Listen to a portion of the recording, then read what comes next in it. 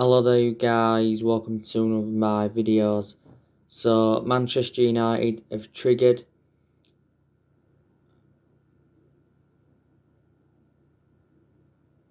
a 12-month extension on Paul Pogba's contract.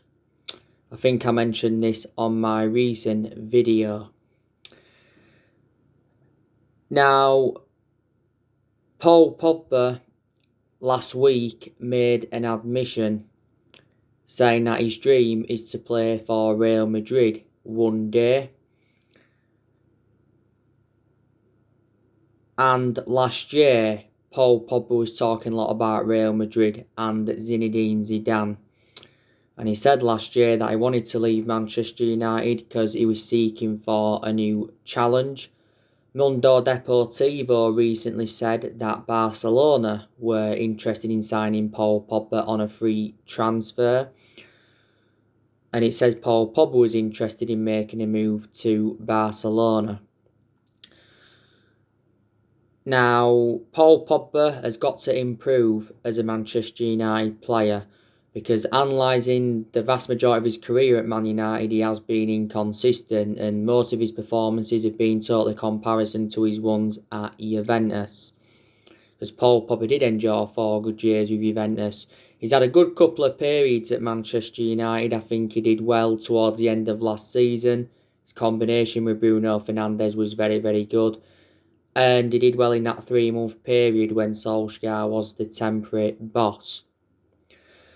I think he's also enjoyed a very bad start to this season. Like I mentioned, this season is his 5th season at the football club since he rejoined from Juventus back in 2016. Paul Pogba sustained quite a few injuries as a Manchester United player. Last season he had an ankle injury. So for the vast majority of last season, didn't really have a perception on him. As it stands at the moment, Pogba's our most expensive signing because we paid £89 million for him. Paul Pogba has made over 100 appearances for Man United in all competitions since he rejoined. He's won 2 trophies at the football club, and that was the Europa League and the League Cup. Pogba endured a difficult time under the Mourinho era. Maybe Pogba was one of the reasons why Mourinho left. Because don't forget, Pogba was being called a virus and all of that. But he had obviously disputes with all the top players, not just Paul Pogba did Jose Mourinho. We had Pogba when he was a lot younger under the Sir Alex Ferguson era, but obviously had to let him go due to limited appearances. But he did say before this got announced with Pogba extending his contract for another 12 months.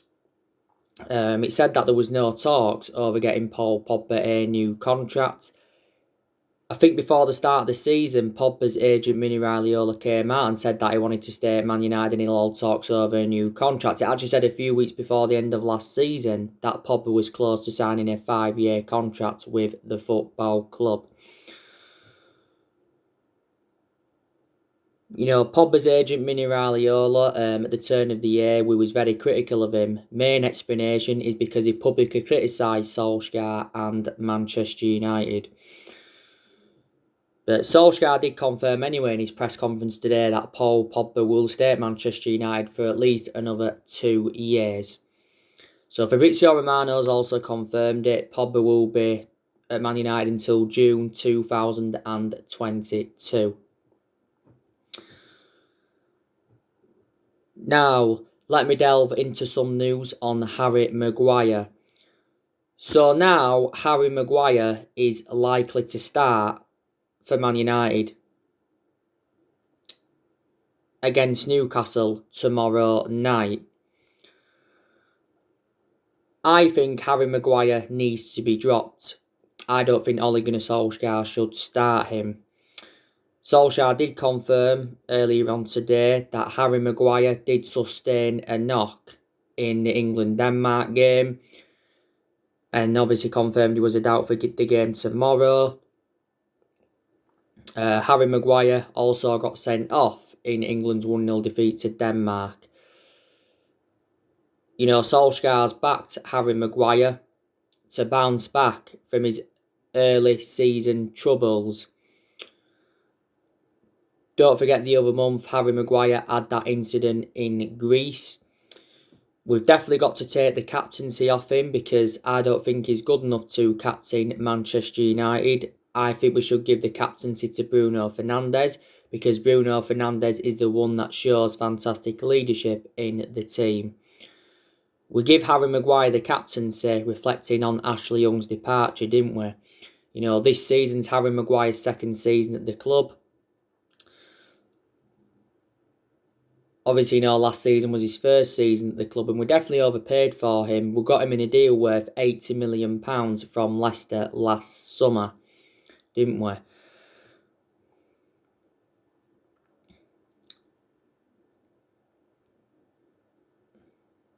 But yeah. So, that is the breaking news on him. Now, I think Ole Gunnar Solskjaer's job at Manchester United is in danger. And I think it's a make or break month for Ole Gunnar Solskjaer. Now, we've got games coming up thick and fast, and we've got some tough games coming up as well. You know, Newcastle tomorrow night. You know, after Newcastle, it's PSG in the Champions League. We've named the 25-man squad for the Champions League. Then it's Chelsea in the league on the 24th. That's going to be another tough game. Then I think Leipzig's coming up after that. Arsenal's also coming up very, very soon.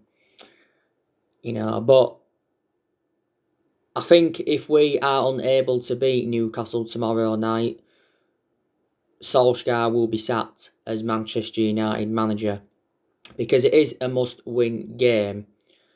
We've got to see a reaction from Manchester United. You know, we've enjoyed a very bad start to this season.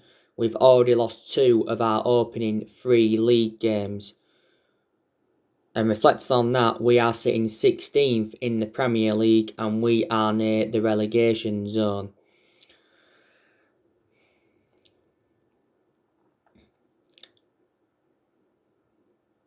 And Ed Woodward said the other week that he is prepared to sack Solskjaer if this bad vein of form continues to persist. Now, I've already gone through with you what Solskjaer needs to do to avoid getting the sack. It'll cost Manchester United around £4 million to sack Solskjaer. Solskjaer's under contract with us until 2022, so he's just got under 2 years left on his current contract. Very, very sceptical that he'll see out his contract. Well, in fact, he won't obviously see out his contract unless, you know, things turn around. I've already said to you, I think Mauricio Pochettino will be Manchester United's next manager. There was reports coming out the other week saying that we had been in contact with Mauricio Pochettino's representatives,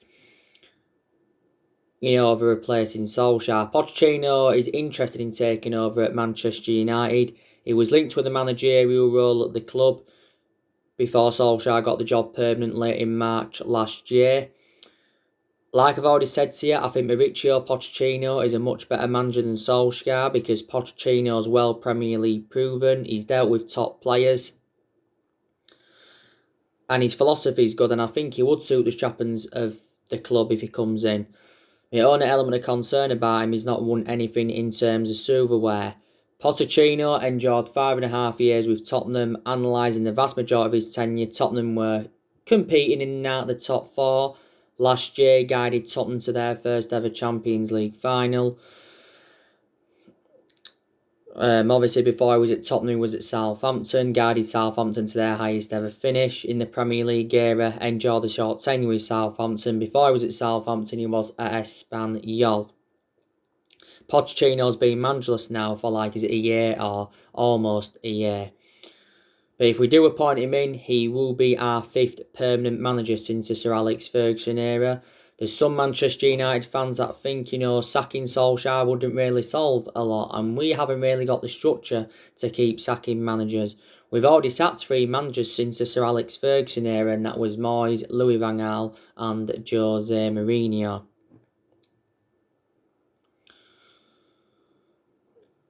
But like I've said to you, time and time again, I want Ole Gunnar Solskjaer's managerial tenure to work out at the club because I like him a lot. He's a club legend. I just don't think he's good enough, though, to succeed as a manager.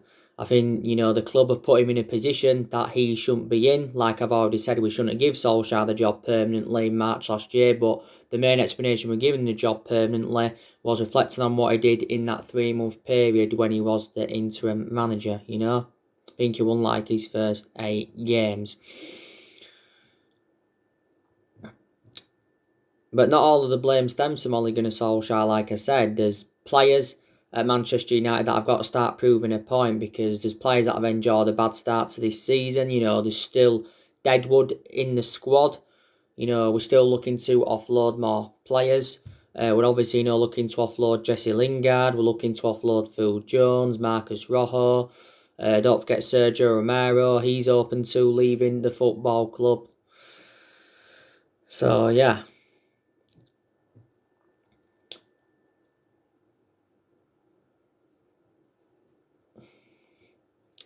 But I think the vast majority of the blame stems from the board. Because obviously, Woodward and the Glazers, haven't backed the managers enough since, since Alex Ferguson's retirement. They didn't back Moyes, they didn't back Van Gaal, they didn't back Jose Mourinho, and they have not backed Ole Gunnar Solskjaer enough. Solskjaer revealed quite a few times in the summer transfer window that he was very frustrated with the board. We missed out on all of Solskjaer's priority targets in that summer transfer window.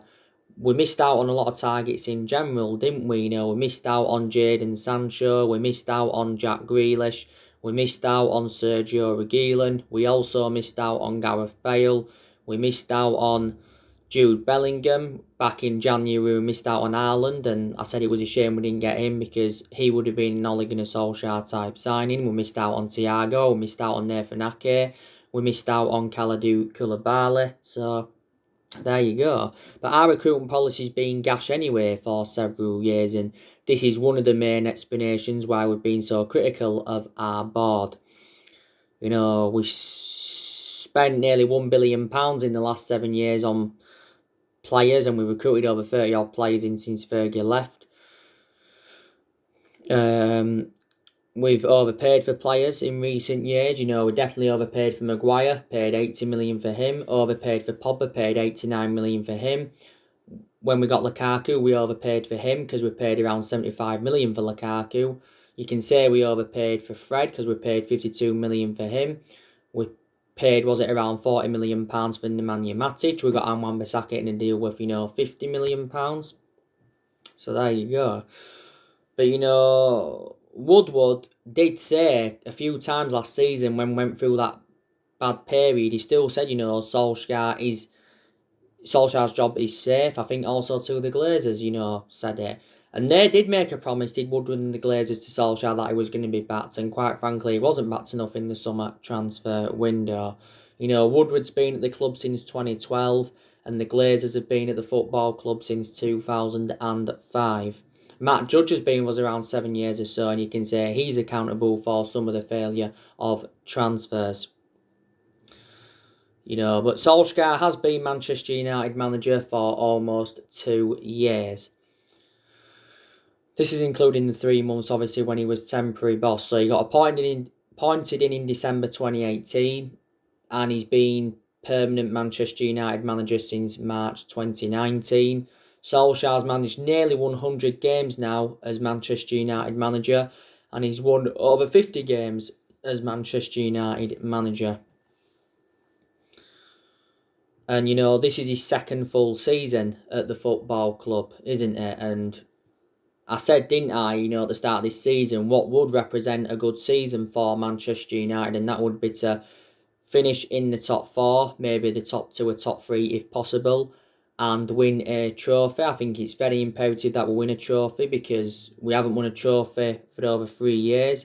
We haven't won anything in terms of silverware yet under the Ole Gunnar Solskjaer era. But the way things are going, Solskjaer's not going to take this club forward. I was actually hoping this season we could have mounted a title challenge up to be honest with you, I think we are at least 3, maybe 4, maybe even 5 years off from winning the Premier League title. We haven't won the Premier League since 2013. So the last time we won it was in Ferguson's last season. But I've credited Solsjaer, when he's deserved to be credited, and I've criticised him when he's deserved to be criticised. I credit him for last season because, to be fair, last season he did exceed most of his expectations. He obviously got us qualification for the Champions League. We finished third, second highest we've finished since the Ferguson era, and we did progress to 3 semi-finals. That's good to say. It was his first full season at the club. Solskjaer's made some good signings since he got appointed in as Man United manager, like I've already mentioned. He's spent over £200 million since he came into the club. In his first transfer window, he didn't recommend anyone in, but in the summer of 2019, he recommended 3 players in, and that was James, Wan-Bissaka and Harry Maguire. In January, he recommended 2 players in, and that was Bruno Fernandes and Ighalo. We obviously brought Ighalo on loan. And in the summer transfer window, he brought around 5 players in, didn't he? That was obviously Donny van der Beek, Alex Telles, Edison Cavani, Facundo Pellistri, and Amad Traore. Amad Traore will be joining the football club in January. Solskjaer's also brought a few academy players into the club. I also like the way Solskjaer's promoted the youth. We've got rid of quite a lot of the dead wood since he got recommended into the club as well. That's another positive. And we've also had some good periods under him. You know what I mean? But yeah. We've only won 4 trophies since Alex Ferguson retired, and that was the FA Cup under Van Gaal and the Europa League and the League Cup under Jose Mourinho. And the Community Shield under Jose Mourinho, But like I say, big game for Manchester United tomorrow night. I've already done the preview for the Newcastle game, as you've already seen. Alex Telles, he should be making his debut for the club. I think Telles is going to be a good signing for Manchester United. I think we got him for just over £15 million with add-ons included. Telles signed a 4-year contract with the club with an option of a further year. And he's obviously now going to be our first choice left back. I think tomorrow Donny van der Beek should be starting. If he starts, it will be his first Premier League start for Manchester United. There's question marks around Solskjaer. Why has he not yet started Donny van der Beek in the Premier League? But I think Donny van der Beek has enjoyed a fantastic start to his Manchester United career. Got him in a deal worth £40 million. Donny van der Beek signed a 5-year contract with the club with an option of a further year, and he currently wears that number 34 shirt as Donny van der Beek. There's talk saying that we could change his position, Donny van der Beek, and put him on the left-hand side. Edison Cavani, as you all know, unavailable because it's COVID-19 restrictions, so he won't be making his debut for the club tomorrow. We got Edison Cavani on a free transfer. He signed a 1-year contract with the club with an option of a further year, and we're paying him over 200 grand a week, aren't we? And obviously, he's our next number 7. Edison Cavani, I think, will be the next Zlatan Ibrahimovic. Anthony Martial, he's unavailable as well because he's got a 3-match suspension because he got sent off in our 6-1 defeat to Tottenham. Bay's obviously unavailable. Tuanzebe and Jones are still injured. Facundo Pellistri, Solskjaer mentioned him earlier on today, saying that he does rate him after his first few training sessions, but he says, he's more of the future is Pellistri. We paid £9 million for Pellistri from Pennyroll. He signed a 5-year contract with Man United with an option of a further year. So it's definitely going to be interesting to see how Solskjaer approaches this game against Newcastle. I don't think he'll go with the 4-2-3-1 because quite clearly that formation isn't working for Man United, that 4-2-3-1. It didn't work for a lot last season, hasn't worked so far this season. There's other options he could go. He could go with 3-5-2, could go with 4-3-3, could even go with a 4-4-2 diamond. You know. But like I say, this won't be an easy game for Manchester United against Newcastle. Newcastle have had a good start to the season, like Solsjaer was saying. You know, they're sitting 9th in the league. They're unbeaten in their last 4 games in all competitions. They won their last league game against Burnley by 3-1. Newcastle obviously, you know, are into the quarterfinals of the EFL Cup. That's good from a Newcastle perspective. And they beat us last season in this fixture at St James's Park by 1-0. I want David De Gea dropped for tomorrow as well. Just want to confirm that with you, but I don't think he will be. I think David De Gea will be starting in goal. He's probably going to remain our number 1 for this season, but to be honest with you, I think Dean Henderson should be our number 1, because I think Dean Henderson is now reliable enough to become our number 1 goalkeeper. De Gea is too much of a liability now, isn't he? You know what I mean? So, yeah. So, anyway, guys, that's everything to update you with today. Drop your comments, likes below on the channel. If you do, consider subscribe as always, and take care. God bless. See you all again very, very soon.